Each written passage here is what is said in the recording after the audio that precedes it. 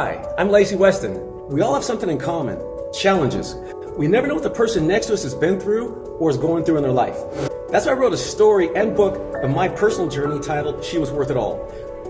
Well, now that story has been brought to life with the help of filmmaker Don Hahn. Watch the episodes of Lacy Weston Shares, be inspired, and realize you're not alone.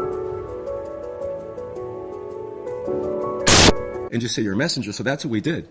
I gave him the check, he took the check in, and by the time I met the first guy, Mark Trueblood, he came to bring the key, and I met him outside the business, and we shook hands, and he said, "You're Lacy?" I said, "Yes, I'm Lacy." "Well, who was the other guy?" I said, "That's Howard's a friend of mine." He said, "I thought he was," no, I said, "No, I'm leasing the place." And at that point, he looked shocked, and he basically made it clear to me that, look, I didn't know it was you, and I'm a little concerned because are you going to be able to keep the lease? Are you going to be able to keep this going? Because they said my job was on the line. I said, don't worry. Now, this is at the same time I only had enough money to make it 6 months. So I'm promising that I can make it, but I really believed I could. But in the first year, almost 2 years, I didn't have a sign. Because of tensions, I couldn't get a sign. The city wouldn't give me one. They gave me a lot of reasons why they want to give me a sign. A buddy I grew up with, Jim Cleary, I told him what was going on. He worked at the city in West Covina. And he said, listen, let me help you with this. So he did all this planning and all those sketches, and he went into the hearing with me, and that's how I got the permit to get the sign. So, yeah. Mm-hmm. I had no idea. Oh, yeah. So did you, once people found out that you weren't the other guy, did you get a lot of pushback from anybody in the community or whatever? What was that like? What were your... Yeah. How did you feel about that? What were the events of that? Death threats. Death threats. Threatened to bomb my business. Threats to follow me home.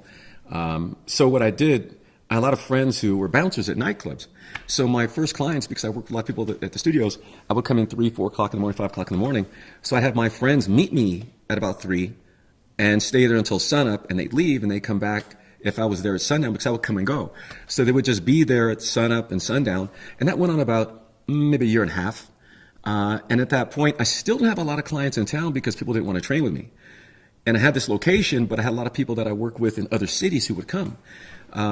At this point, I was also working with Stephen J. Cannell at Cannell Productions in Hollywood, and I was working with him and his whole crew and people that he worked with.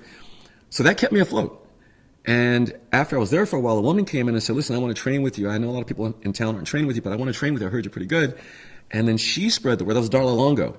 She was one of the top real estate people in the country for commercial real estate.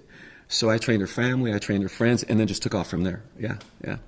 Wow, I can't imagine getting death threats because you moved into that. Right, yeah. Oh, I had people would spit on the windows. I'd come every day having to clean the windows. It was really bad.